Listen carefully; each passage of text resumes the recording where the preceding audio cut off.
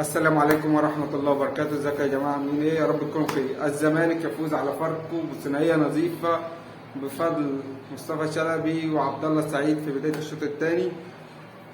الزمالك لعب أداء متوسط، جيم متوسط في العموم. عيب على الزمالك حاجات، وفي حاجات ان الزمالك بدأ يطلع فيها، يعني في حاجات بدأ يتحسن فيها. اوباما لو برجل واحدة أحسن من معتوه اللي اسمه ناصر منسي ده. انا اول ما شفته بينزل في اخر 5 دقايق ارسلت جيش من حرف الحاء والخاء لجوميز. ده مش ينزل ياخد مكافأة ماتش، ده المفروض يتخصم منه، اقسم بالله يتخصم منه. ده مش هيلاقي عاجد زي اللي هو قاعد باخده في الزمالك، فانت تنزله كمان ياخد مكافأة. حرام عليك يا جدع، كنت وفر الاربع 5000 بتوعه، اقسم بالله خسارة فيه. احنا باول ما بينزل ناصر منسي احنا كأننا ناقصين واحد. اداء سيء جدا من اغلب لاعيبه الزمالك، خصوصا في الوسط. محمد شحاته ما كانش في المود، ما كانش جيد خالص، اداؤه كان سيء النهارده، وباين حتى في الانذار اللي خده. عبد الله السعيد اللي اللجنه الناس اللي بتختار دي مش عارفه بتشرب ايه، ميه بطيخ ولا بتشرب ايه، عشان تصالح الجماهير. الماتش اللي فات بتاع الزمالك لما ماتش سيراميكا، لما ادوا الراجل المباراه لبيكام وكان يستحقها عبد الله، النهارده بيسامحوه. مع ان النهارده اوباما ومصطفى شلبي اللي انا مش بحبهم ومش مقتنع بيهم كان نجوم الماتش. يعني اوباما موت نفسه في الهجوم، مصطفى شلبي عمل كل حاجه ومسجل وعمل كل حاجه في الماتش.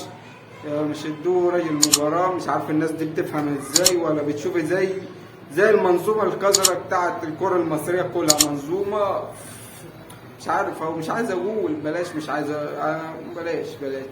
فهي المنظومه ديت مش عارف بتفهم ازاي، كله ماشي على حسب الاهواء اللعيبه. عايز بس اوصل رساله لجوميز، اللعيبه الشباب اللي نزلوا عملوا اداء هايل.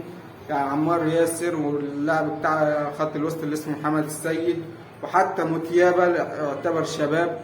يعني موتيابا بس اول ما كان نزل في نص الملعب صانع العاب كان متألق وكان هايل جدا، بس لما لعب على الخط اختفى موتيابا. وده اللي المفروض المدرب يقتنع بيه، ان هو مش لاعب خط ابدا، هو لعيب صانع العاب او رقم 8، انما مش لاعب خط.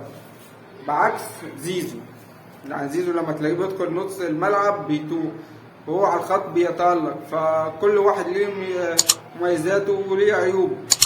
انا عايز بس اقول لك، انت لو بتطلع لعيب باك شمال، في لاعب اسمه محي، مش فاكر محي ايه، باك شمال رهيب. كابتن طارق السقا حتى كتير جدا شكر فيه.